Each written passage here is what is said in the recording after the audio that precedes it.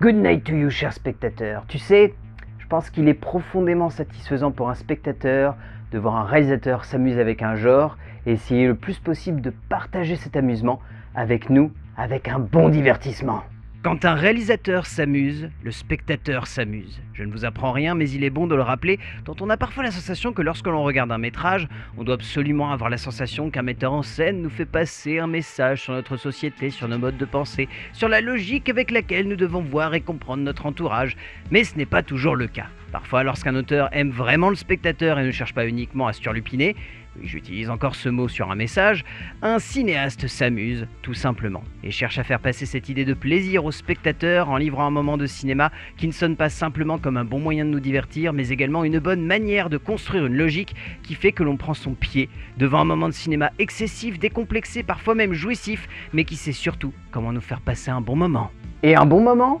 Vous allez clairement en passer un ce soir. Car dans le genre, difficile de ne pas s'éclater devant la proposition délirante d'un cinéaste extrêmement prolifique qui ne cesse de prouver de métrage en métrage que son objectif principal est de faire passer un bon moment au spectateur. Un auteur que j'aime, qui nous aime, qui aime créer un cinéma souvent borderline, souvent excessif, parfois même complètement à côté de la plaque, mais qui divertit par une logique de composition et de création qui donne lieu à un moment de cinéma où l'on s'éclate, comme c'est le cas de Planète Terreur. Robert Rodriguez est un petit génie de la mise en scène qui démontre ici son amour de la série Z, son besoin de nous le faire ressentir et qui par le biais de cela livre un divertissement aussi explosif que corrosif, aussi jouissif que simplement bien allumé, aussi délirant que puant sur de nombreux points, notamment un gore souvent dégueulasse ou simplement craspec, mais surtout un film qui sonne comme la continuité logique de ce qu'il a toujours fait, soit développer un mauvais goût prononcé pour la violence et l'excès qui rend génial au cœur d'un moment de cinéma qui ne mâche pas ses effets pour nous amuser. Et cela passe clairement par toutes les stades de la création de ce métrage.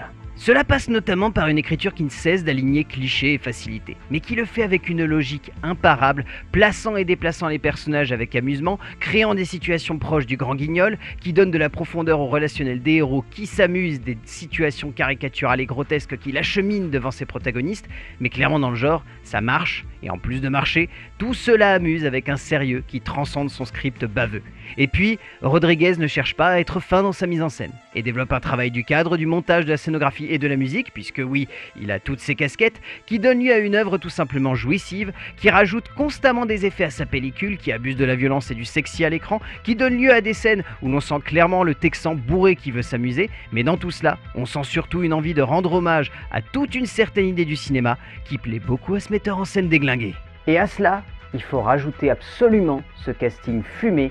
et délirant. Bon, déjà, faut souligner que Josh Brolin et Bruce Willis sont géniaux en méchants excessifs et abusifs du début à la fin. On peut souligner aussi que Marley Shelton, Stacey Ferguson, Michael Biehn et Jeff Fahey sont parfaits dans des seconds rôles hyper marquants. Rose McGowan se donne à fond dans un personnage qu'elle rend aussi iconique qu'elle voulait sur l'affiche, et Freddy Rodriguez est tout simplement exceptionnel dans le rôle de Ray, l'acteur dominant une grande majorité du métrage par une présence très charismatique.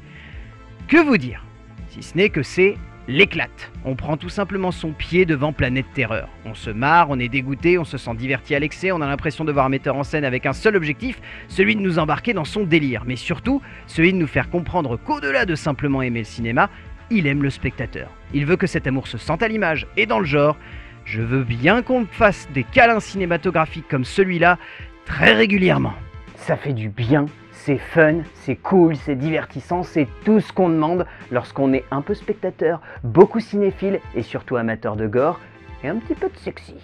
Bonne séance et on se retrouve devant la porte arrière de votre cinéma le mois prochain.